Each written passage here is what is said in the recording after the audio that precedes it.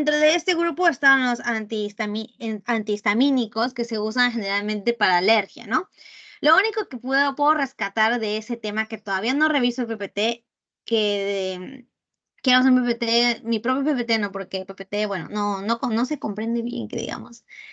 Entonces, los antihistamínicos, si van a ir repasando, ¿no? Antes de la clase que les voy a dar esta semana, traten de ver las generaciones, ¿no? ¿Se acuerdan que los antihistamínicos son ¿por dónde empiezo? Ya, los antihistamínicos, entonces, son fármacos que actúan en los receptores histaminérgicos, ¿no? H1, H2, H3. Entonces, estos receptores se encuentran en todas partes de nuestro organismo, ¿no? Se encuentran en el intestino, se encuentran en la nariz, se encuentran en los bronquios, se encuentran en el sistema nervioso central, ¿verdad? Entonces, creo que lo más fundamental de los antihistamínicos, que son uno de los fármacos que más se usa, ¿verdad? Diario, yo tomo diario, creo, antihistamínicos por la alergia justamente, es, creo, la generación, ¿ya? Y es lo que más enfatizan los farmacólogos también, los farmacéuticos, porque es peligroso vender o dar a un paciente que maneja, por ejemplo, los fármacos antihistamínicos de primera generación. Acuérdense que los primera generación pasan la barrera hematoencefálica, entonces pueden producir sueño. Ya luego les voy a dar esa clase, pero un adelanto, ¿no? Para que se enfoque en qué estudiar. Entonces, los de primera generación son los que generan sueño. Entonces, apréndense los nombres de los fármacos de primera generación, como es la loratadina. En cambio, la acetilicina me parece que era segunda generación, todavía no lo revisaba, pero ya, esos fármacos de segunda o tercera generación antihistamínicos, pues son los que no pasan la barrera hematoencefálica. Y si no pasan la barrera hematoencefálica, no hace efecto en los receptores histaminérgicos que están en el cerebro, ¿verdad? Entonces no genera sedación, no genera sueño, no genera estos efectos adversos, digamos, aparte de para la alergia. Entonces, esos antihistaminérgicos, digamos, de segunda, parte de la segunda generación, se usan más, ¿no? En pacientes que quieren estar despiertos durante el día. Entonces, eso sería una intro de la antihistamínicos. Me falta hacer esa clase todavía, pero avancemos con las clases que ya tengo preparadas. Entonces, empezamos con los fármacos para el dolor, ¿no? Los AINES, primero que nada. Entonces, tener en claro, ¿no? La escala terapéutica del dolor, ¿verdad? La escala 1, 2, 3, 4. Y depende de qué cosa, depende del EVA, ¿verdad? Acá les había puesto, no les he puesto el PPT de eso, pero por acá tengo esta escala del EVA, que es la escala que mide el dolor, ¿no? Que nos dice el paciente. Habíamos visto en la clase, hasta que tuve que venir. Ya, entonces la escala terapéutica se basa en esta escala del EVA, ¿no? Dependiendo de qué dolor siente el paciente. Si tú le preguntas al paciente su dolor actual, ¿no? Si 0 es sin dolor y 10 es el dolor más intenso que ha sentido hasta el momento, ¿en qué escala está, en qué número, ¿no? Está su dolor? Y el paciente les va a decir 3, ¿no? Hasta 3 es un dolor leve, ¿no? Que se puede controlar con AINES, con fármacos antiinflamatorios no esteroideos, como es el ibuprofeno, naproxeno, ¿verdad? Celecoxib, indometacina, etcétera, etcétera. A partir del 5, 6, 7 ya son dolor moderado, y a partir del 8, 9 son dolores severos. Ya no, a partir del 8, 9, 10, tú al momento que te venga con un dolor de 8, 9, 10 no le vas a dar AINES, ya no le vas a dar ibuprofeno, no le vas a dar naproxeno. Tú de frente tienes que ir a un opioide, ¿no? A un opioide fuerte, un fentanilo, una morfina, ¿verdad? Esos opioides fuertes. Si es un dolor moderado, 5, 6, 7, ¿no? Un dolor cólico, así tú le puedes dar opioides débiles, ¿no? Como es el tramadol, ¿no? Como les acabo de decir. Ese es un tipo de opioide débil, entonces ahí tú tienes que analizar, ¿no? El dolor del paciente. Y en los exámenes que estuve revisando, que todos los años son casi iguales, ¿no? En este tema, si vienen similares preguntas, les va a venir un caso clínico, ¿no? Si el paciente tiene dolor EVA tipo 3, qué tipo de fármaco le vas a dar. Si el paciente viene con escala EVA 5, qué tipo de fármaco le vas a dar, ¿no? Le vas a dar un tratamiento de escalón 2, que son los opioides débiles, codeína, tramadol. Si viene a partir del escalón 3, pues ya no le vas a dar AINES, como les había dicho, ¿no? Es un dolor de EVA 8, 9, 10. Entonces, a estos pacientes de frente les tienen que dar morfina, oxicodona, fentanilo, metadona, buprenorfina, etcétera, ¿verdad? O sea, son fármacos ya más fuertes. El escalón 4, que es poco probable que les pregunten en el examen, porque ya no son fármacos, ¿verdad? Ya son cirugías de neuromodulación, se llama, ¿no? Cirugías en donde cortan los nervios para evitar que el nervio mismo transmita el dolor. Entonces, la diferencia también pueden preguntar, la diferencia de un fármaco de escalón 1, que son los AINE, y la diferencia de fármacos a partir del escalón 2, que son los opioides, ¿no? La diferencia es que uno actúa en la periferia y el otro actúa de forma central, ¿verdad? La transmisión del dolor sabemos, ¿no? Que es culpa de que hay una inflamación, una reacción inflamatoria por un tejido dañado en la periferia, no sea en la mano, en las extremidades, puede ser un órgano, pero la cosa es que el tejido, ¿no? Periférico es lo que está siendo inflamado. Al momento de inflamarse, obviamente van a salir sustancias proinflamatorias, ¿no? Citocinas, sustancias P, prostaglandinas, serotonina, acetilcolinas, ¿no?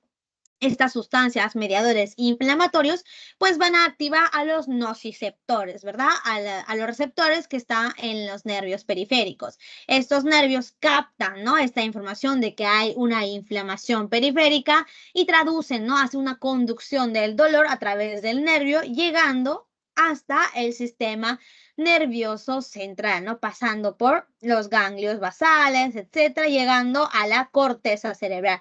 Una vez llegado a la corteza cerebral, pues ya sabemos, ¿no? El cerebro ha captado, se da cuenta que hay dolor, entonces ya sabe, ¿no? El cerebro, todo tu sistema, tu conciencia, ya sabe que hay algo que te está doliendo, hay algo que te está molestando. Entonces vas al hospital y pues pides medicina. O agarras tú mismo, ¿no? Si eres estudiante de medicina, ya sabes qué tomar por ti mismo. Entonces, ¿no? Esa es la conducción del dolor o la generación del dolor. Entonces, el escalón 1, que es AINES, pues nosotros vamos a inhibir todo es lo que es la inflamación en la parte periférica, ¿no? Es un antiinflamatorio no esteroideo. Y la parte, los corticoides también, que luego lo vamos a hablar, ¿no? Que se usan en otro tipo de inflamación también, pero que son antiinflamatorios esteroideos, en este caso también actúa a nivel periférico. Luego los opioides sí, ellos van a inhibir la conducción nerviosa del dolor, no va a inhibir el pase, ¿no? De la información de un nervio a otro nervio, ¿verdad? Entonces actúa ya más al nivel central, inhibiendo a los nervios, ¿no? A la transmisión entre nervio y nervio. Entonces, los que hacen acción periférica van a tener un techo analgésico, que es cuando aumentas, cuando tú vas agregando y agregando, ¿no? Dosis del fármaco, aumentas el efecto adverso sin aumentar ningún efecto analgésico. O sea, tú agregas el techo, la dosis máxima, ¿no? Por ejemplo, del paracetamol, que es lo más común, pues es 4 gramos al día. Tú pasas 4 gramos al día y la potencia analgésica no va a aumentar, ¿no? Simplemente va a aumentar el efecto adverso de este fármaco. Entonces, todos los AINES van a tener un techo analgésico en donde hay un máximo, ¿no? De dosis que se le puede dar y ya pues a partir de esa dosis si tú le das 5, 6, 10 gramos de paracetamol, igual tu potencia analgésica, ¿no? De quitar el dolor, pues no va a cambiar. En cambio, los opioides, sí, los opioides tú si le vas agregando y agregando dosis, vas a aumentar, ¿no? La potencia analgésica, pero también a la misma par, pues también va a aumentar los efectos adversos. Entonces ahí tienes que ver el efecto, ¿no? Tienes que tú analizar, ¿no? Cuál le conviene más al paciente, ¿no? Si aguantar los efectos adversos para quitar el dolor o ya evitar, ¿no? Dar más analgésico opioide para que no le dé tanto efecto adverso. Ahí tú tienes que evaluar, ¿no? El beneficio-riesgo del paciente. Eso nomás, chicos. Entonces, el primer grupo de fármacos más fácil, digamos, ¿no? Más fácil de entenderlo son los antiinflamatorios no esteroideos, ¿verdad? Son un grupo heterogéneo de fármacos en donde tiene una actividad antipirética, analgésica, antiinflamatoria y antiagregante plaquetaria. Tienen que acordarse de eso, ¿no? Los 4A de los AINES. Todos los AINES van a tener el mismo efecto. El ibuprofeno, que obviamente en el uso clínico no se va a utilizar para ese motivo, pero también tiene un efecto antiagregante plaquetario, al igual que la aspirina, pero en dosis diferentes, ¿verdad? La aspirina, obviamente, que acabamos de verlo, ¿no? Al inicio, pues es el fármaco que más va a tener efecto antiagregante plaquetario a menor dosis. Y a mayor dosis, pues ya tiene su efecto antiinflamatorio, pero no se usa, ¿no? En la práctica clínica. Entonces sabemos, ¿no? Que una inflamación pues va a tener sus signos, sus características, ¿no? El tejido va a estar enrojecido, va a estar caliente, va a estar hinchado, va a generar dolor, ¿verdad? Nosotros vamos a percibir dolor. Entonces, cuando hay una inflamación, hay que acordarse también de que va a haber una movilización de todas las células del sistema inmune. Acá podemos ver que hay una lesión en el tejido periférico, puede ser piel, puede ser órgano, etcétera, ¿no? Acá lo que va a haber es movilización de todos estos células del sistema inmune, mastocito, neutrófilo, macrófago, que van a encargarse de generar, ¿no? Más y más sustancias proinflamatorias como la citocina. Por acá van a generarse prostaglandinas, también se está generando un montón de sustancias proinflamatorias. Todo para que ya hay células del sistema inmune, pero estas sustancias van a atraer más y más células del sistema inmune para calmar esta inflamación. ¿Qué van a hacer estas sustancias proinflamatorias? ¿No? Van a hacer efecto en el músculo liso de la sangre y van a generar vasodilatación. Uno es vasodilatación, luego también van a generar más permeabilidad, va a abrir los poros, ¿no? De los vasos sanguíneos para que, como pueden ver acá, las células del sistema inmune salgan hacia el tejido de los vasos sanguíneos, de la circulación, pase a los vasos sanguíneos. Perdón, pase a los tejidos, ¿no? Entonces, hay toda esta movilización del sistema inmune. Entonces, en el caso de los AINES, se encarga de evitar la generación de toda esta sustancia inflamatoria. En el caso de los corticoides, pues también evita la generación de estas sustancias proinflamatorias, pero también van a hacer efecto directo en las células del sistema inmune. Es como que un poquito más potente, ¿verdad? Porque ya actúa a nivel celular inhibiendo a estas células del sistema inmune. Y los antihistamínicos, como que también medio intermedio. Entonces, eso hace los AINES, ¿no? O sea, ya sabemos las características. ¿Qué cosas vamos a inhibir principalmente los AINES? A estos eicosanoides, ¿no? Los tromboxanos, prostaglandinas, leucotrienos, son sustancias inflamatorias, son mediadores lipídicos de corto enlace que es generado por una sustancia común, ¿no? Un sustrato común que es el ácido araquidónico, como pueden verlo acá. Hay un estímulo, un daño en el tejido, en la membrana celular, se activa la fosfolipasa A2 y los fosfolípidos que están en la misma membrana, pues va a generar ácido araquidónico. Este es un lípido, ¿no? Un ácido graso de 20 carbonos que con efecto de la enzima ciclooxigenasa, que tenemos en el cuerpo hasta 3 tipos de ciclooxigenasa, pero felizmente la teoría creo que solo mencionan 2 hasta el momento.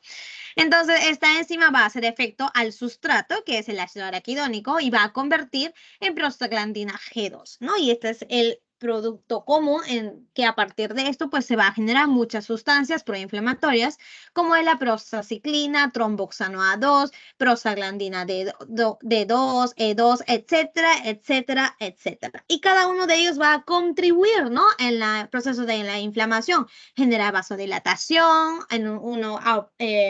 agrega, ¿no? Plaquetas, hace que reclute plaquetas, aumenta la permeabilidad vascular, etcétera, etcétera. Por otro lado, también tenemos la lipoxigenasa, que acá ya más se van a encargar los corticoides, ¿verdad? Los corticoides, su función es inhibir, bueno, en este caso inhibe a la fosfodiesterasa, a la fosfolipasa 2, entonces también inhibe a ambas cosas, ¿no? La lipoxigenasa son los que se encargan de inhibir a los leucotrienos, ¿no? Sustancias proinflamatorias. ¿Genera qué cosa? Broncoespasmo, ¿no? Broncoespasmo. Y es por eso que también es un tema del parcial, que son los antileucotrienos, ¿se acuerdan, verdad? Para inhibir la generación de esos leucotrienos y evitar el broncoespasmo, se daba antileucotrienos como eran los de Montelukast, ¿se acuerdan? Como que repasando ya, uniendo todos los temas. Ya, entonces, en el caso de los AINES, lo que se va a encargar es inhibir a la enzima que se encargaba de generar a todas estas sustancias, ciclooxigenasa 1, ciclooxigenasa 2, ¿verdad? Y tienen que aprenderse la diferencia de ambos COX, ¿no? COX-1 constitutiva, COX-2 es el COX inducible, ¿no? El COX-1 más se encarga de mantener a las células, por ejemplo, las células de la mucosa gástrica, ¿no? Se encargan de tener un rol citoprotector, ¿no? De proteger a la mucosa gástrica. Ya, entonces el COX-1 es muy importante para mantener la mucosa gástrica, digamos, funcional, ¿no? Para que no se genere daño en la mucosa gástrica. Porque el COX-1 se va a encargar de generar mucosidad, ¿no? Que protege a las células, a las glándulas del estómago. Entonces, si se inhibe la COX-1, hay más gastrolesividad. Por otro lado, el COX-2 es el que se genera más, el que aumenta más en un proceso, en cualquier proceso proinflamatorio. Entonces, en sí, lo que ha hecho los farmacéuticas, ¿no? Es generar un fármaco AINES que sea más selectivo para el COX-2, así solo actúa en el COX-2 y la gente pueda tomar, ¿no? Estos selectivos de la COX-2 y ya no genere daño en la mucosa gástrica, que son los que ya vamos a ver ahorita, ¿no? Los nombres más específicos. Entonces, lo que les van a preguntar en el parcial es eso, porque es lo más importante, saber qué le puede hacer más daño a un paciente y tratar de no recetar eso, ¿verdad? Entonces, esperen un minuto, voy a prender mi luz que me estoy quedando ciega. Ya, entonces seguimos. No, la selectividad, por eso tienen que aprendérselo sí o sí, y les va a preguntar de cualquier forma. En el caso clínico les van a preguntar, el paciente tiene hipertensión arterial, el paciente ha sufrido un infarto agudo de miocardio, el paciente tiene cardiomegalia, el paciente tiene una enfermedad cardiovascular. ¿Qué fármaco le conviene más? Entonces tú eliges de acuerdo de este gráfico, ¿no? Acá vemos que el que genera más aumento de riesgo cardiovascular es el diclofenaco. Entonces, diclofenaco no se le va a dar. Celecoxib tampoco. Ibuprofeno puede que sea, pero si en las opciones tú ves que existe el naproxeno, vas a elegir el naproxeno. ¿Ya? O también te pueden preguntar y tienen que leer bien la pregunta. Entonces, un paciente, ¿no? Con hipertensión arterial, que ha tenido infarto al miocardio, que tiene cardiomegalia, que tiene insuficiencia cardíaca, ¿ya? ¿Cuál no se le puede dar? Pues ahí recién eliges diclofenaco, ¿no? Y acá tuve pregunta de uno de ustedes, ¿no? De en cuál esquema me guío. Guíate de los dos.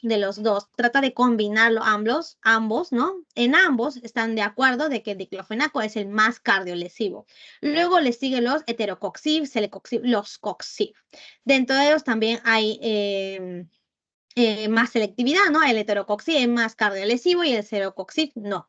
Luego le sigue el ibuprofeno y naproxeno. Eso sí, está acorde, ¿no? O sea, sí, ambos imágenes están lo mismo, ibuprofeno y luego naproxeno en la cardiolesividad. Y como les dije, les va a venir como caso clínico y pues tienen que tratar de leerlo bien esto.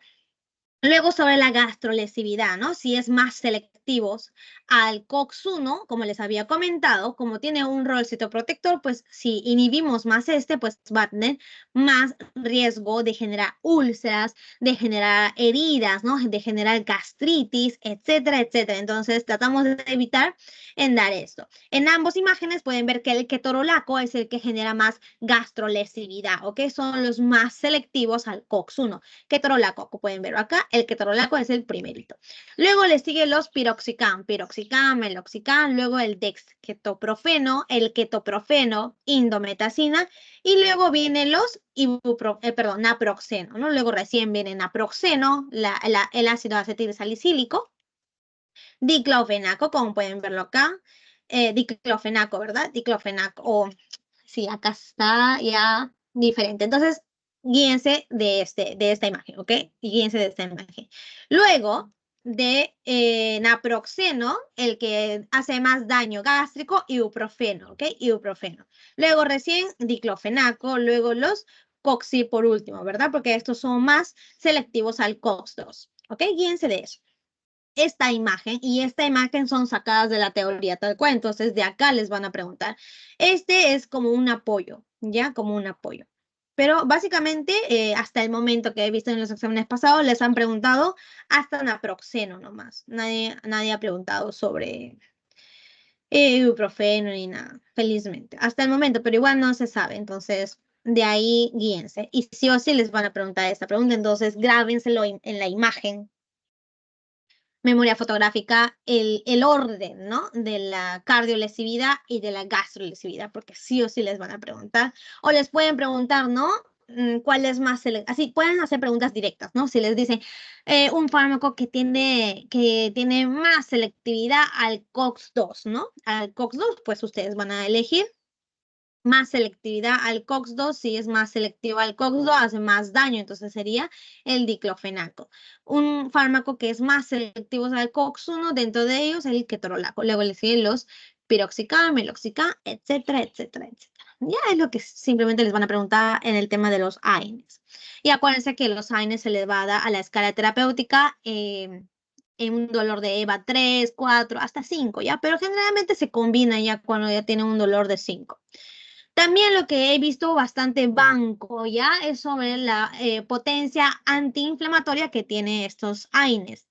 ¿Ya? Una cosa es la antiinflamación, otra cosa es el antipirético, que otra cosa es que sea analgésico, ¿verdad? Que quite el dolor.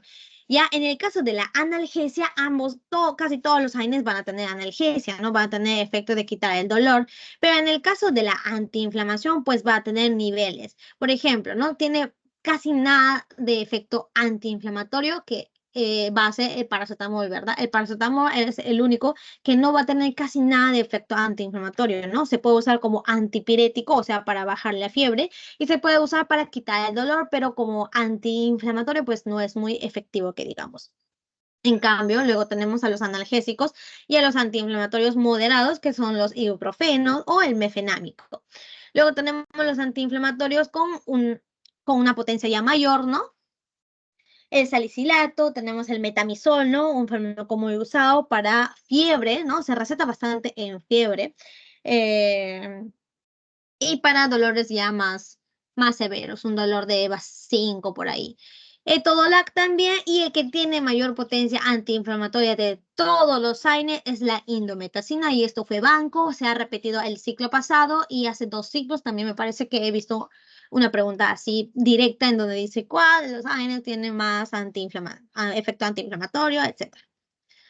También es banco que pregunte la interacción farmacológica. El ciclo pasado no han preguntado, no he visto pregunta de esto, pero el ciclo antepasado y los demás ciclos sí han preguntado y se repite bastante sobre la interacción que hace con el IECA y el clopidogrel.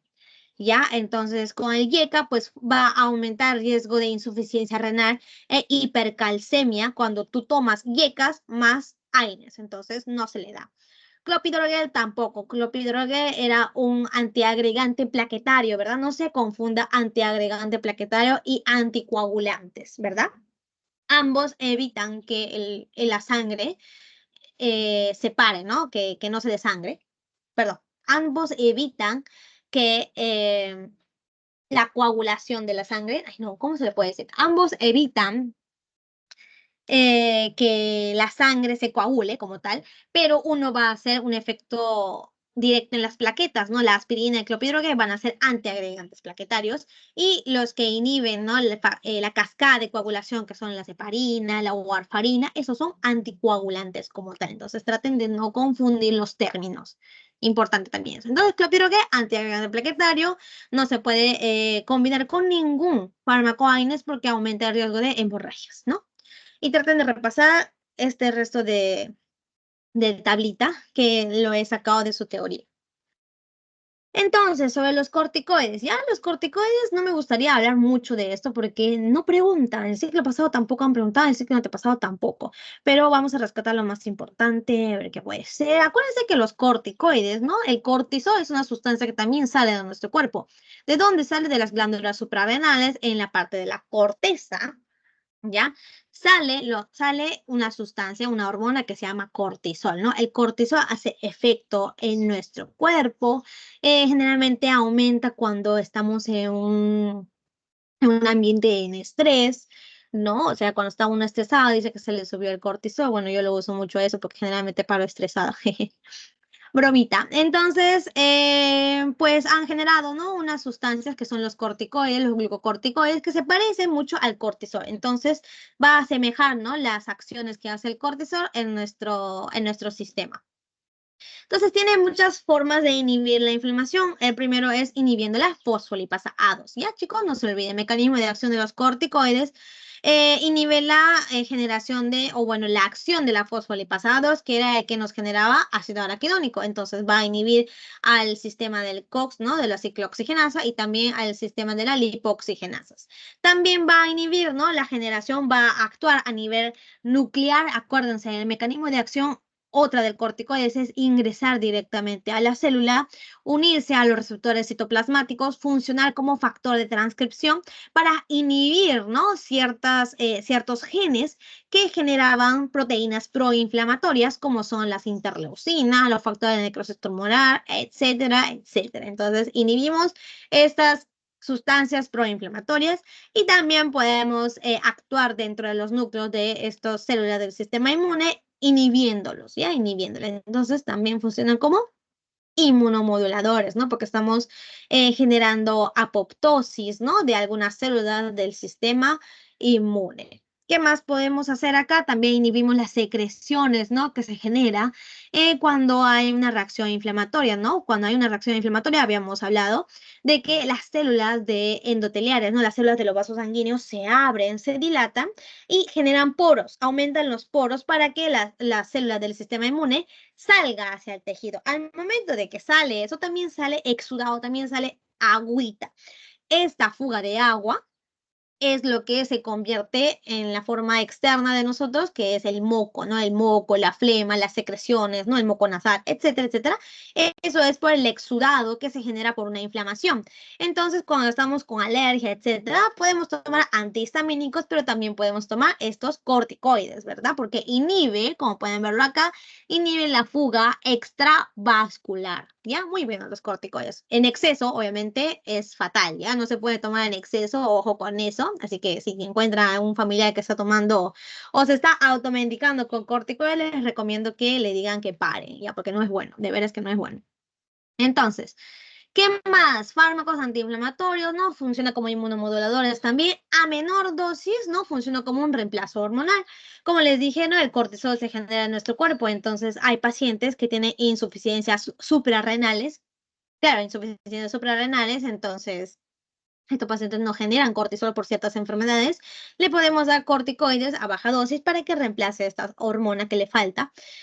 También no funciona como antiinflamatorio por los mecanismos que ya les dije y también a mayor dosis funciona como un inmunomodulador. Entonces hay enfermedades, ¿no? Como, ¿qué puede ser? Enfermedades autoinmunes, ¿no? Artritis reumatoide, lupus. ¿Qué más? ¿Qué más se puede tratar? Acá está, pues. Espérenme. Lupus, ¿no? Artritis reumatoide, estas enfermedades que se genera anticuerpos contra el cuerpo mismo, ¿no? Estos autoanticuerpos, por ejemplo, la leucemia, mieloma múltiple, algunos linfomas, ¿no? Estas enfermedades se puede controlar con muchas dosis de corticoides, ¿verdad? Con mayores dosis de corticoides para inmunomodular, ¿no? Las células del sistema inmune. Generalmente para eso sería usado los corticoides. Clasificación según su mecanismo de acción. Tenemos a la acción corta, que hace una acción inmediata también, como la cortisona, prednisona, prednisolona, hidrocortisona, son de acción corta. Ya también son medias, los que son de acción corta tienen menos, como se dice, son menos estables. Entonces, acuérdense de eso. Acción intermedia, triamcinolona, que más o menos sí lo he escuchado, pero los demás usados pues son la prednisona o prednisolona, ¿verdad?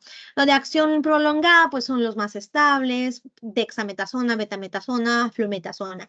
Si es que le preguntan por ahí, ¿no? ¿Qué corticoides se le puede dar a pacientes embarazadas? Porque a veces preguntan, ¿no? Sobre cosas, sobre fármacos que se puede dar a pacientes embarazadas, entonces puede preguntarles por ahí.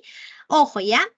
Los únicos que se puede dar a pacientes embarazadas, dexametasona y betametasona. Y dentro de ellas, el que es más seguro para la embarazada, betametasona, ¿ya? Y se le da para un motivo específico, que es madurar el pulmón del bebé, ¿ya? Cuando el paciente tiene riesgo, ¿no? De dar a luz de forma temprana, o sea, un parto prematuro, lo primero que se le tiene que hacer como médicos es darle betametasona, ¿ok, chicos? Betametasona, corticoides que se le puede dar a pacientes embarazadas. Luego tenemos a los mineralocorticoides, que son la fludrocortisona o desoxicorticosterona. Entonces, corticoides, solo eso. Opioides ahora, ¿no? Un tema un poquito más complicado según mi opinión, ¿ya? Ya hemos hablado del Dr. House en la clase, ¿no? Tenemos a los corticoides naturales, a los corticoides semisintéticos y a los corticoides sintéticos, ¿ya? Dentro de los naturales, obviamente tenemos a la morfina, son opioides puros, ¿no? Son los que actúan en los receptores Mu. Y tienen relativamente buena potencia analgésica, ¿no? Y luego tenemos a la codeína en este mismo grupo y a la dextrometorfano. Estos dos corticoides, perdón, estos dos opioides habíamos dicho de que son opioides débiles, ¿no? Acuérdense que se le puede dar a pacientes como antitusígenos, ¿ya? No, más que un analgésico, más que fármacos para quitar el dolor, la codeína y el dextrometorfano se utilizan como antitusígenos, ¿no? El tema de los fármacos del sistema respiratorio. Acuérdense de eso. Luego, dentro de los semisintéticos, tenemos a la oxicodona y al tramador, a la hidromorfona, que no es tan usada, que digamos. Dentro de los sintéticos, metadona, fentanilo, meperidina, propoxifeno y loperamida, ¿no? Loperamida. Hubo una pregunta de banco hace tiempo de que también se usa como fármacos para el sistema digestivo, ya para la diarrea, me parece, para inhibir la motilidad, claro, la motilidad intestinal. Acuérdense que los opioides, su efecto adverso también es el estreñimiento. Entonces, la loperamida se utiliza para el tratamiento de diarreas. Mecanismo de acción de los opioides. Ya pregunta de examen, ¿no? ¿Cómo hacen los opioides para inhibir, ¿no? La conducción, la transducción de la información del dolor de nervio a nervio? Pues actúa en diferentes receptores. Pueden actuar en un receptor presináptico o pueden también actuar en un receptor postsináptico. Ya sabemos qué significa sinapsis, ¿verdad? Es la conexión entre neurona y neurona. Entonces, ambos, ¿no? van a hacer que disminuya la acción de los neurotransmisores. En el caso de un receptor presináptico, lo que va a hacer es disminuir la entrada de calcio y así abre los canales de potasio, ¿no? ¿Verdad? Disminuye la entrada de calcio, abre los canales de potasio y así inhibe a que ¿cómo se llama? Que entre el calcio intracelular y se liberen los neurotransmisores. Ya hubo una pregunta así capciosa, como que no sé, que yo vi la pregunta y no entendía, o sea, no se entendía. Pero acuérdense que uno de los mecanismos de los opioides es evitar que ingrese el calcio en la neurona presináptica. Y eso genera la inhibición de la liberación, ¿no? De esos neurotransmisores que transmiten el dolor. Y la acción postsináptica es activar también a una proteína G inhibitoria que estaba unida a la adenilciclasa, inhibiendo esto también disminuye, ¿no? La excitabilidad eléctrica de la neurona y así evita que se transmita la información del dolor. O sea, inhibe la excitabilidad eléctrica de la neurona. Quédense con eso. Y ya, entonces acuérdense que tienen dos mecanismos de acción, una presináptica y la otra postsináptica. La presináptica inhibe la entrada de calcio, inhibe la liberación de neurotransmisores y en la postsináptica activa la proteína G inhibitoria, inhibe la adenilciclasa e inhibe la excitabilidad eléctrica de la neurona para que ya no se transmita, ¿no? Para que ya no funcione esa neurona. ¿Ok? Y como estamos hablando siempre, o sea, está actuando en una neurona, entonces va a haber efectos adversos del sistema nervioso central también. Entonces, dentro de los opioides tenemos a los agonistas puros que actúan netamente en el receptor muscarínico, ¿no? Muscarínico, no, en el receptor MU, en el receptor MU, en el receptor MU, espera, me estoy grabando, ¿verdad? Ya me dio ansiedad.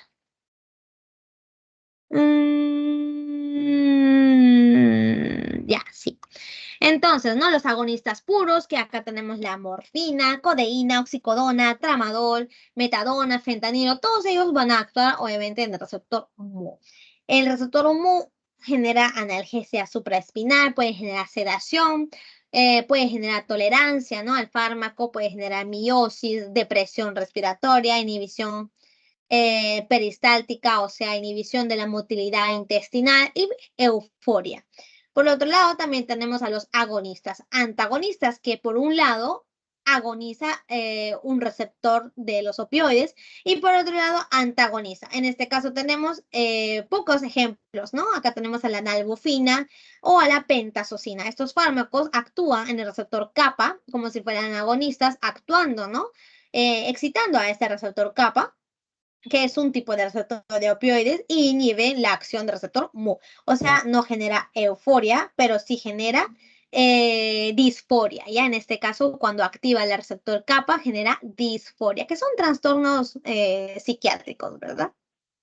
En ambos casos generan analgesia supraespinal, miosis, sedación, etc. Hay agonistas parciales, ¿verdad? El agonista parcial, en este caso, la buprenorfina, ¿verdad? Actúan de forma menos potente, ¿no? Actúa uniéndose al receptor mu, al igual que la morfina, pero la potencia, pues, analgésica intrínseca, pues, va a ser menos, ¿verdad? Una acción intrínseca menor. Luego los antagonistas puros que hacen un efecto de reversión, ¿no? De todos estos efectos de los opioides, que en este caso como se usa como antídoto también de los opioides, que es la naloxona o la naltrexona. Traten de aprenderse los dos fármacos. Hasta el momento solo han preguntado por la naloxona, pero por ahí puede que les pregunte por el otro, naltrexona también. Entonces acá tenemos que acordarnos cuando un paciente se puede intoxicar por opioides, ya porque ocurre esas emergencias ocurren, por eso es que tenemos que aprendernos. ¿Qué les iba a mencionar? Ya, entonces una intoxicación por opioides, no vamos a ver que va a haber una depresión en la frecuencia cardíaca. Va a haber depresión del sistema respiratorio, el paciente va a respirar menos, va a haber baja temperatura. Las pupilas generalmente generan miosis, ya ese es un efecto, digamos, colinérgico que puede tener, claro, colinérgico que pueden tener los opioides, ¿ya? Miosis. Pueden disminuir la motilidad intestinal, ¿no? Puede generar estreñimientos generalmente, puede generar vómitos también cerrando o abriendo, digamos, relajando, ¿no? Los esfínteres esofágicos inferiores. Y pues hipotermia, como les había dicho. Entonces, un paciente que viene con esa triada, que se llama la triada de la intoxicación de opioides, que es miosis, depresión respiratoria y depresión del sistema nervioso central, ¿no? Con un paciente somnoliento, está perdido, está como si fuera borracho, ¿no? Se le da el antídoto de los opioides, que es la naloxona, ¿ok? Naloxona. Entonces acá tenemos un resumen de lo que ya hemos hablado, receptor mu, receptor kappa, receptor delta, que son los receptores de los opioides, ¿no? El opioide puede unirse generalmente en cualquiera de estos receptores, obviamente vamos a tener selectividad hacia uno u otro. La morfina no va a tener tanta selectividad, no se va a unir a todos, ¿no? El fentanilo se va a unir más a la morfina, la buprenorfina también, es un antagonista, es un agonista parcial. La pentazocina habíamos dicho que es un agonista antagonista. Y pues la naloxona es el antagonista de todos, de todos. Entonces, ese efecto que puede haber que puede tener los opioides, ¿no? Ya hemos visto. Estupor, coma, sueño, convulsiones, ¿no? Tiene efecto del sistema nervioso central, efectos adversos malos. Miosis, ¿no? Característico, depresión del sistema respiratorio, depresión, ¿no? Genera bradicardia generalmente. Por acá dicen taquicardia, pero ignoren. Lo más frecuente es bradicardia, ¿ok? Puede disminuir el tono, puede generar estreñimiento, disminución de la motilidad intestinal, eh, puede generar disminución, ¿no? De la contracción uterina. No se usa, ¿no? Como un inhibidor de la contracción uterina, pero por ahí también está. Puede retener orina, etcétera, etcétera. Ya, chicos, entonces como efectos adversos puede generar náuseas, vómitos, estreñimiento, euforia. Lo más clásico, ¿no? Es que el paciente venga con somnolencia, que le dé náuseas, que tenga prurito, también se ve bastante, ¿no? El picazón, bradicardia. Ya cuando es intoxicación como tal, pues genera una bradicardia y una apnea, ¿no? Depresión del sistema respiratorio. Y a largo plazo, como es un efecto, como son, digamos, fármacos que generan relativamente ¿cómo se llama esto? Se me olvidó. Pueden generar adicción, ya adicción a largo plazo. Entonces se tiene que tener bastante cuidado con los opioides. Puede generar efecto de forma crónica, puede generar tolerancia y dependencia, ¿no? Dependencia psíquica y dependencia física, lo que hemos visto, ¿no? En el primer parcial, que el paciente no puede vivir sin estos opioides. Tolerancia es que el paciente va a necesitar cada vez más y más dosis de opioides para tener un efecto similar a lo que tenía antes. Y lo que les había dicho, ¿no? Sí o sí les van a preguntar la escala de leva. Acuérdense, tienen que acordarse también este orden, también se tienen que acordar. Sulfentanilo, el más potente opioide, les van a preguntar. Remifentanilo le sigue, alfentanilo le sigue, buprenorfina le sigue, heroína, luego ya son más moderados, metadona, morfina. Y siempre vamos a comparar, ¿no? La potencia analgésica que tienen los opioides comparando con la morfina. Si es menor, ¿no? La potencia analgésica que la morfina, pues vamos a expresarlo como 0.1, 0.5, que es el tramadol en este caso. Se puede utilizar para un dolor de EVA 5, 6, hasta 4. Meperidina también, ¿no? 5, 6, 4. Dextropropoxifeno, que ya es menor potencia, un 4, digamos. Y la codeína más se va a usar para la tos, ¿verdad? Como un antitusígeno. Entonces, pensamos, ¿cuál es la mejor opción de un AINES en pacientes con enfermedad cardiovascular? Naproxeno. En este O caso, sí. diclofenaco. Sí, en este caso, naproxeno, ¿no? El que hace menos daño cardiovascular. En este caso, el diclofenaco es el que hace más daño cardiovascular. Traten de aprenderse de memoria, ¿no? Este orden. Primerito, diclofenaco hace más daño, luego vienen los heterocoxib, luego viene los celecoxib, luego viene el ibuprofeno y al final el naproxeno, o sea, el que hace menos daño cardiovascular. No sé, esta vez la pregunta fue relativamente directa, ¿no? Es el naproxeno. ¿Ok, chicos? Así les van a venir. Siguiente. Si usted necesita manejo de un dolor de intensidad severa, un EVA 9, y rotar la terapia opioidea en el esquema terapéutico del paciente. Ejemplo, si el paciente usa oxicodona, ¿cuál es la opción terapéutica si el dolor a este fármaco es refractario? O sea, en el caso de que la oxicodona no funcione, ¿qué le vas a dar a un paciente que tiene un dolor de EVA 9? La E. Yo también diría eso. No sé por qué no lo validaron en esta clase, en este examen. Les recomiendo cualquier cosa, morfina. Ya, si hay dudas, si no saben qué poner, morfina en este caso. La oxicodona, al parecer, se puede suplentar por la morfina. Y ha venido este es de un examen antepasado, ya de 2 exámenes anteriores. El examen anterior, que es del ciclo anterior, vino una pregunta similar que ahí luego les voy a poner cuando se hayan olvidado de este tema, pero al parecer se puede reemplazar por la morfina. La buprenorfina, ¿no? Es un poquito más potente y pues se debería reemplazar, ¿no? En un dolor de EVA 9, pero podemos ver que la morfina en este caso, ¿no? También lo puede reemplazar. Entonces, acá se eligió la morfina. Ambos, ¿no? La oxicodona, ahí donde está, sí, la oxicodona y la morfina son opioides puros que actúan, ¿no? En el receptor mu de forma selectiva. Entonces, me parece que por eso han elegido la morfina como respuesta correcta. Siguiente. Cualquier cosa morfina, si es sobre todo un EVA mayor.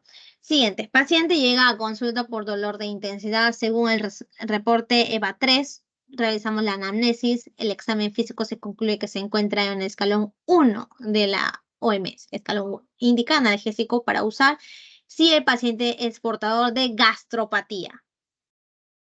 ¿Qué se le puede dar?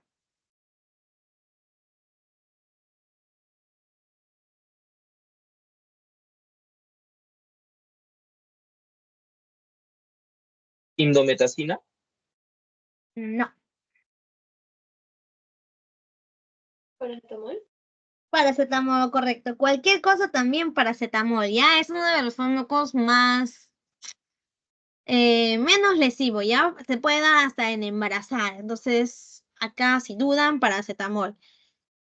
Pero está bueno porque indometacina también tiene muy poca gastrolesividad, ¿ya? Indometacina es muy poca gastrolesividad, pero en este caso paracetamol. Si por ahí encuentran la opción heterocoxib, celecoxib, elijan eso, ¿no? Para la gastrolesividad, lo mejor es celecoxib, heterocoxib para un paciente que tiene gastropatía, para un paciente que tiene úlcera gástrica, que tiene gastritis, etcétera.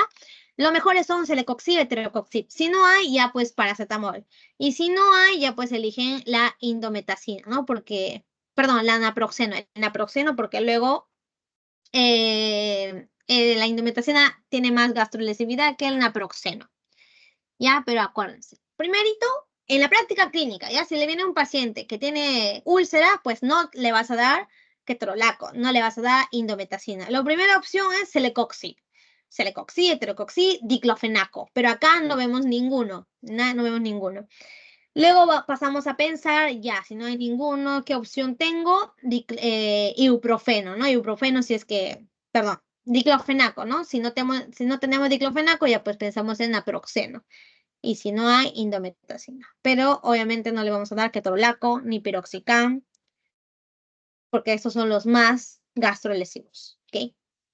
Así le van a venir. Traten de practicar estas preguntas. Y en los bancos van a ver bastante de estas preguntas también. Efectos adversos más importantes y significativos son, y no le dice de qué, creo que supongo que se refieren a opioides, ¿no? Pero en este caso no lo mencionan.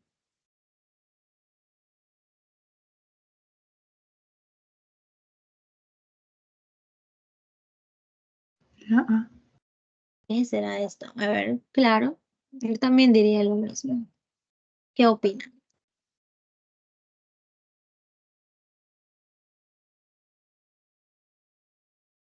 Vamos a ver, ¿qué nos dice? Correcto, está bien.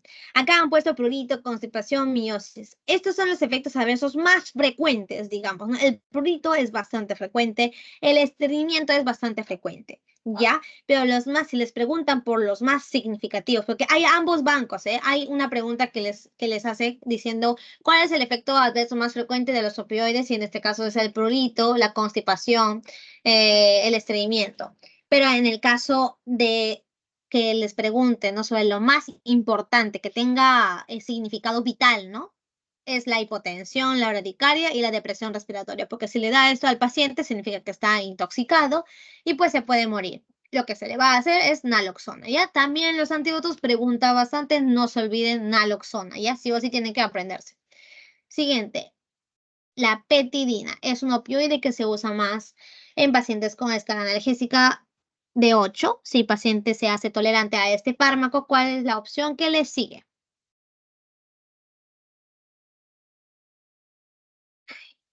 Mi celular. Morfina.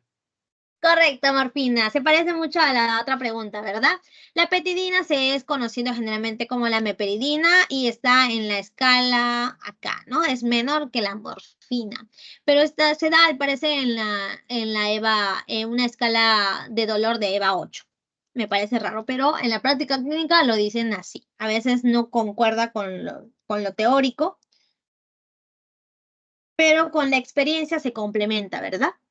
Entonces, acá está la explicación de la meperidina en este caso, perdón, claro, meperidina, acá no nos dice que es un opioide sintético, agonistas similares a la morfina, con un perfil con efectos adversos, bla, bla, bla.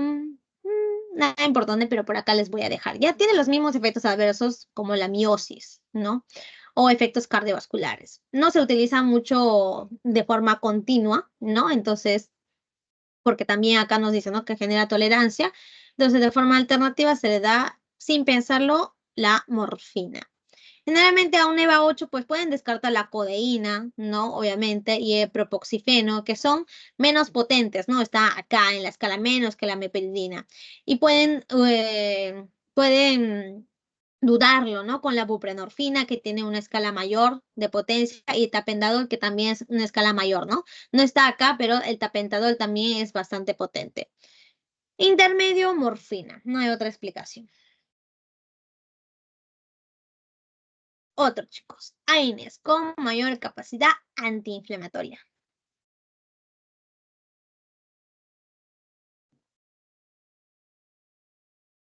Indometacina. Correcto, indometacina. Ahí no les he puesto el gráfico, pero ese es el gráfico. Ya, chicos, entonces, creo que ya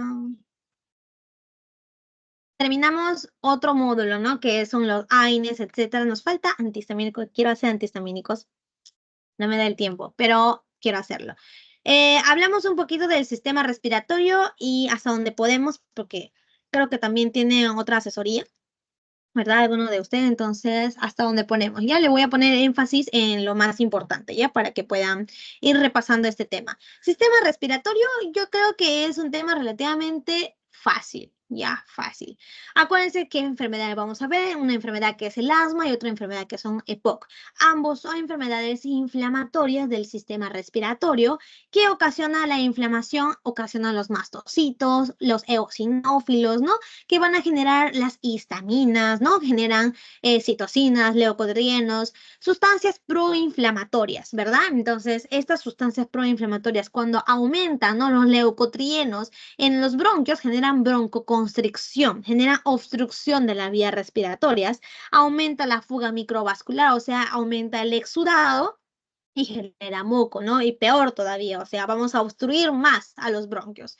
Para evitar esto, pues, ¿qué le vamos a dar? Vamos a dar broncodilatadores, vamos a dar antiinflamatorios, como son los glucocorticoides, que acabamos de mencionarlo, ¿verdad? Entonces, todo se va a unir las informaciones. En el caso del asma, acuérdense que es una enfermedad más reversible, ¿ok? Es más frecuente en los niños y hay muy poca población adulta que tiene asma. Puede haber, yo no digo que no puede haber, pero es muy poco frecuente. El 80%, de los 100, el 80% desaparece su asma de niño y el 20% restante, pues puede seguir el asma que tenía de niño, ¿no? A su vida adulta o puede aparecer un nuevo asma, ¿no? En la vida adulta, pero es muy poco porcentaje, 20%. De los 100 que hay, 80% son pacientes pediátricos, pero que también hay que salvarle, obviamente, ¿no? Que le vamos a dar broncodilatadores y antiinflamatorios, que son los glucocorticoides. Otra enfermedad que es la enfermedad pulmonar obstructiva crónica, pues más frecuente obviamente en adultos mayores, es una enfermedad degenerativa. Esto ya no se puede revertir. Ya el asma sí es reversible, ya no se genera tanta cronicidad. En cambio, esto sí es totalmente crónico, ¿no? Y la enfermedad va a ir avanzando y avanzando y avanzando. Los bronquios se van a ir cerrando, cerrando, cerrando, cerrando. Es un proceso lento, crónico. El paciente se va a acostumbrar a vivir con bajo oxígeno, pero igual se les tiene que tratar, ¿no? Para disminuir estos efectos. En este caso, las células del sistema inmune que van a actuar, pues va a ser los neutrófilos, macrófagos y linfocitos T, citotóxicos. A ver, un ratito, chicos. Entonces, tenemos acá que se le va a dar broncodilatadores, que tenemos varios tipos, ahí te lo vamos a mencionar, y algunos corticoides. Y acá tenemos la clasificación de broncodilatadores, ¿no? Se tienen que aprender todos. Cualquiera puede venir.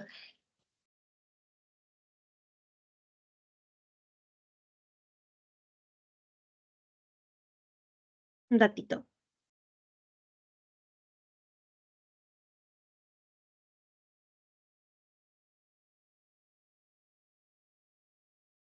Ya, entonces los broncodilatadores, el principal que se tiene que aprender son los beta-2 agonistas, ¿verdad? Los beta-2 agonistas. Luego le siguen los antagonistas muscarínicos, ¿ya? Acá hay dos tipos, los de acción corta y los de acción larga. Los de acción corta, bromuro de hipertropio. Los de acción larga, tiotropio, bromuro de tiotropio, que están preguntando estos últimos ciclos. Luego tenemos las metilsantinas, que son también broncodilatadores, ¿no? Como la teofilina, ¿ok? No están usados, pero ahí está. Tenemos también a los inhibidores de leucotrienos, que también sí o sí tienen que aprenderse. Los antagonistas de los receptores de los leucotrienos, Safir-Lucas, Montelucas, ¿no? Los que terminan en Lucast, ¿verdad? Sí o sí les va a venir, chicos, apréndanselo.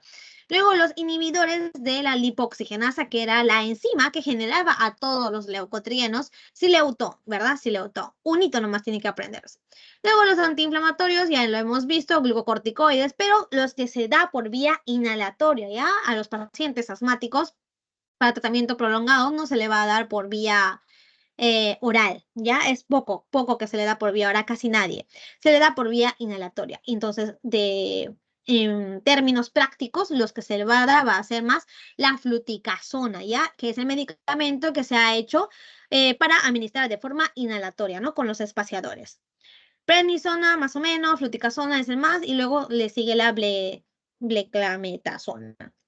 Luego tenemos a los inhibidores de los mastocitos, ¿no? Los que actúan directamente en los anticuerpos IgE. Tenemos acá el anticuerpo monoclonal que inhibe la acción de la IgE de forma específica, que es el omalizumab. Entonces, ¿no? También preguntan en el examen, o bueno, hubo banco, ¿no? En donde preguntan los beneficios, las ventajas que tiene un espaciador, la ventaja de administrar el fármaco por vía inhalatoria, ¿verdad? Por vía inhalatoria, pues el suministro del medicamento va a ser directa, va a ser a muy pocas dosis y con menos efectos secundarios. Acuérdense de eso, ¿ya? Casi nada de efecto secundario va a tener. Obviamente, en el medicamento, en el espaciador, va a decir todos los efectos secundarios, ¿no? En el caso de los beta-2 agonistas, pues puede generar taquicardia, puede generar, ¿qué más? Midriasis, puede generar otros efectos secundarios, ¿no? Que pueden generar los beta-2 agonistas. Es poco probable que aparezcan, ¿ok? Y lo otro es que el inicio de la acción va a ser mucho más rápido al tomarlo por vía oral. Entonces, es muy bueno dar por espaciadores. Acuérdense de los broncodilatadores, beta-2 agonistas, sí o sí. Acuérdense de los nombres, los que se dan en asma aguda, ¿no? Cuando se le ha exacerbado por algún ejercicio que haga el niño o por alguna sustancia, digamos, alérgica que ha inhalado, se le puede contraer los bronquios de forma aguda, de forma súbita.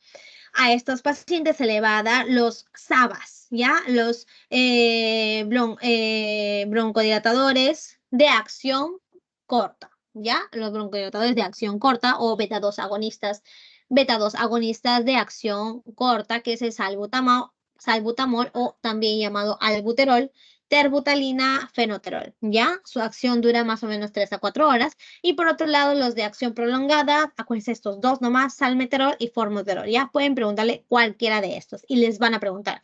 Estos son los LABAs de long action, ¿ya? Beta-2 agonistas, long action. Este es short action, este es long action. Dura aproximadamente 12 a 24 horas su efecto. Y pues lo más común es dar al paciente su inhalador que contiene un broncodilatador beta-2 agonista de acción larga con su glucocorticoide que es la fluticasona. Ya estos ambos van a hacer una acción sinérgica en donde se complementan y pues ayuda a pacientes con asma o pacientes con EPOC. Y luego, ¿no? Otra indicación para pacientes con asma puede ser el bromuro de hipertropio o el tiotropio. El más usado en emergencias pues va a ser el bromuro de hipertropio, ¿no? Que son antagonistas muscarínicos. Acuérdense de todos los efectos que pueden causar un fármaco antagonista muscarínico, ¿verdad? Estos van a actuar en los receptores muscarínicos tipo 3 que está en el músculo liso de los bronquios, inhibiéndolos, ¿no? Inhibiendo la acción de la acetilcolina, que era lo que generaba, era broncoconstricción, ¿no? Inhibimos eso. Inhibimos la secreción de mucosa, actuando en la glándula submucosas, de la submucosa. Y pues es muy efectivo en pacientes con EPOC, ¿ya? Acuérdense, en pacientes con EPOC solemos dar más broncodilatadores antimuscarínicos que a pacientes asmáticos. Y pues lo otro son los antitusígenos, ¿no? Que suelen preguntar bastante también. Hay de acción central y de acción periférica. Los más preguntados son de acción centrales, ¿no? En primera opción, los dextrometorfanos, el otro es la codeína. ¿Ya? Son los que también generan menos dependencia, ¿no? Porque sabemos que los opioides son fármacos que generan dependencia, pero en este caso, pues, estos dos Ay, ¿dónde está? Estos dos, perdón, dextrometorfano y dihidrocodeína, pues son los que generan menos dependencia, entonces son los que más están vendiéndose en práctica clínica. Entonces, siguiente pregunta.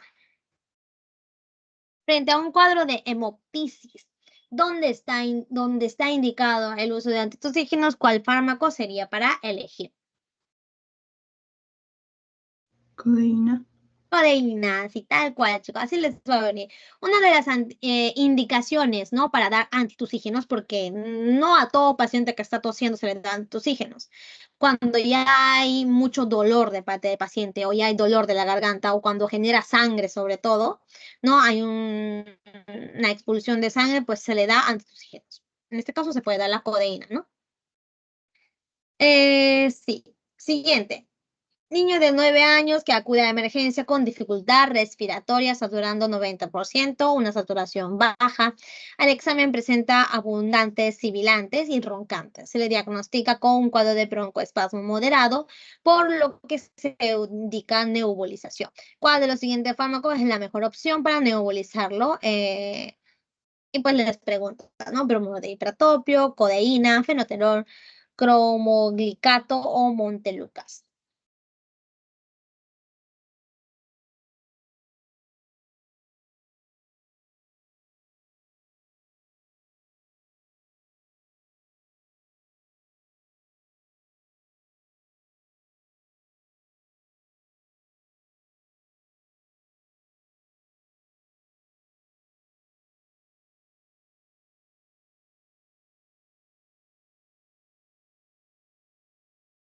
¿Cuál, chicos? Fenoterol. Sí, no te lo correcto, ¿no? Son los fármacos de acción corta. Es el más indicado en pacientes que tienen broncoespasmo, ¿no? O sea, este paciente de 9 años pues ha tenido una crisis asmática. Nebulización es como que una maquinita que no son los espaciadores, ¿no? Que se le da a pacientes que están controlados, sino ya es como que una mascarilla que le ponen, le dan junto con oxígeno, le dan también estos fármacos de acción corta combinados, ¿no? Con esta maquinita de nebulizante.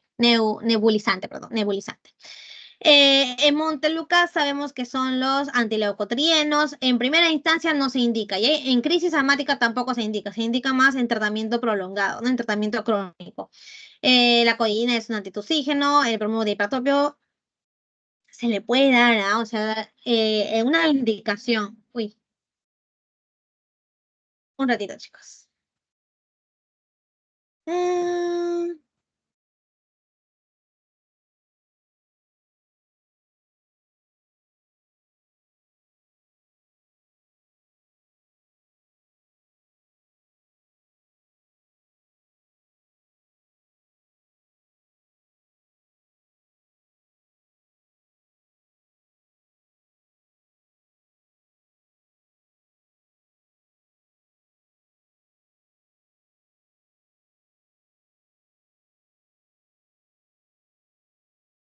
Ay, perdón, chicos, un ratito. Cosas familiares. Ya. Entonces, les había comentado, en este caso, el bromuro de ipratropio está indicado cuando hay una crisis asmática ya grave, porque hay crisis asmática agudo, leve, agudo moderado y agudo grave.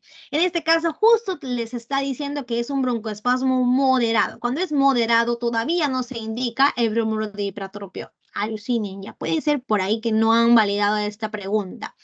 Se utiliza básicamente oxígeno y estos de acción corta, y también se le puede dar un poquito de corticoide por vía oral o por puff, no por estos espaciadores. Pero el bromuro de ipratropio recién se utiliza en un broncoespasmo grave, ya en la última estadía. Entonces ahí les voy a poner en este PPT un ratito. Si me dan un segundo les voy a poner esa imagen que es bien chévere. Es tratamiento de crisis asmática aguda, y ahí les pone un algoritmo. Acá está, me parece que está acá. Ojalá que diga bromuro de ipratropio, pues si no, no me van a creer.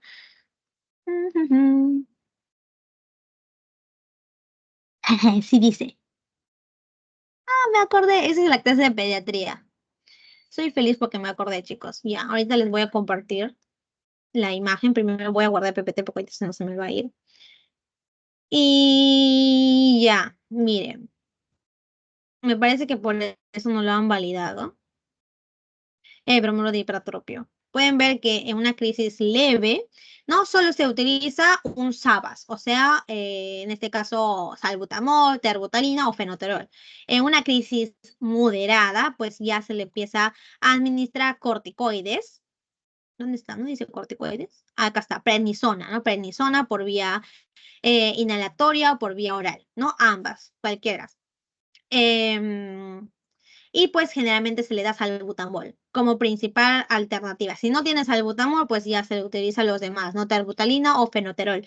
Pero lo más indicado es el salbutamol de forma nebulizada, o sea, ya administrarlo con oxígeno, ¿ya? Nebulización es administrar el fármaco, ¿no? El agonista beta 2 con oxígeno, ¿ya? Por eso es que acá le dicen que sea administrado por nebulización.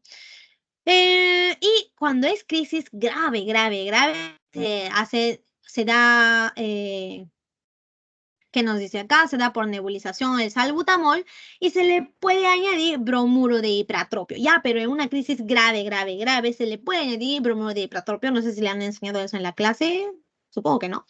Se le da con oxígeno también, se le puede dar corticoides, ¿verdad? Esas son las clasificaciones de las crisis asmáticas agudas. Se clasifican leve, moderado y grave. En este caso, como era solo moderado, pues se le va a dar fenoterol, no se le va a dar cualquiera. Montelukast no está indicado en ninguna crisis asmática, como pueden verlo.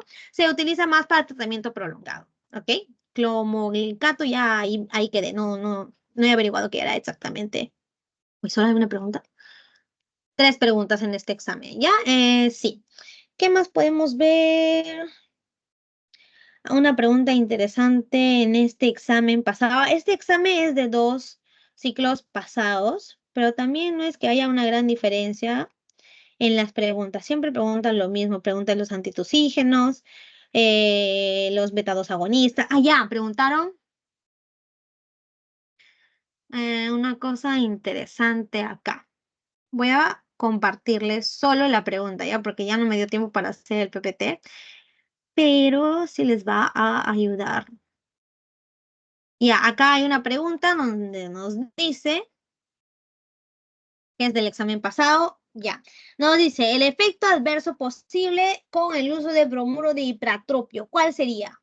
Respondan, chicos, vamos, para terminar ya. Me tengo que ir. Sí. Sí, correcto, ¿se acuerdan, no? Un efecto adverso de los anticolinérgicos, ¿no? Los que inhiben el sistema parasimpático era boca seca, ¿ya? Boca seca. Acá, en este caso, validaron la diarrea porque este fármaco al parecer da diarrea, pero en sí los anticolinérgicos lo que daba era estreñimiento, ¿no? Y también es uno de los efectos adversos de bromuro de hipratropio, pero acá validaron ambos. No aumenta secreciones, más bien lo disminuye las secreciones, disminuye la lagrimello y disminuye la motilidad del sistema urinario, ¿ya? Los anticolinérgicos. Entonces, todo esto sería malo. Siguiente, a ver, vamos a ver, nos preguntan acá, seleccione el fármaco considerado como un LABA, ¿no?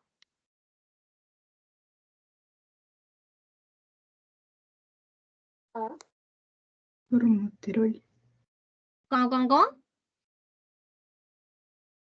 La bromuro de teotropio.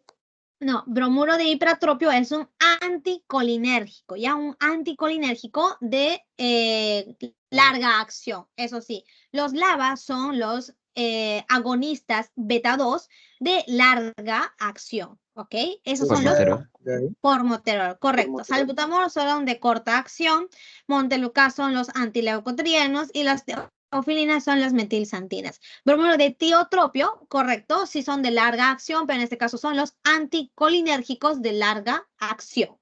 ¿Ok? Otro caso clínico, acá todavía no lo he revisado, vamos a ver. Nos dice, paciente varón de 70 años acude por un cuadro respiratorio, ¿no? Mayor, cuyo síntoma principal es la abundante secreciones. Sin embargo, el paciente tiene dificultad para expectorar. Se decide como parte del tratamiento darle un mucolítico, el fármaco para administrar. ¿Cuál sería? Eso lo he mencionado en la teoría, en este repaso no lo he mencionado, pero sí lo he mencionado en teoría. ¿Cuál sería, chicos? Por descarte, háganlo, porque no lo he mencionado en esta clase, pero sí lo he mencionado en la asesoría que hemos visto en la clase pasada. Por descarte, ¿cuál no es un mucolítico? ¿Cómo? ¿Podría ser la C? Podría ser la C, correcto. La respuesta correcta es la acetilcisteína. Es un tipo de mucolítico, ¿ya? Salbutamol es un SABAS, entonces no es un mucolítico. Es un agonista beta-2 adrenérgico. Montelukast es un antileucotrieno, inhibe la inflamación, no inhibe la generación del leucotrieno, pero no es un mucolítico. Mucolítico se refiere a que hace que la mucosidad, la secreción no sea tan densa, disminuye las proteínas que están dentro del moco y lo hace que sea más acuoso, ¿ya? Eso hace la acetilcisteína, que son los mucolíticos. La codeína es un antitusígeno, disminuye la tos, pero no es un mucolítico. Y la teofilina disminuye, también hace broncodilatación, pero no es un mucolítico. Ya, acuérdense de eso. Creo que eso sería todo, ¿no? Luego sigue el sistema digestivo, ya eso lo vamos a ver las siguientes clases. Esta semana nos faltaría solo sistema digestivo, es el último tema que nos falta. Voy a mandar encuestas, sea miércoles, jueves o viernes, en la noche. Ya podría hacerlo yo. Ya, vamos a terminar la grabación. La grabación voy a tratar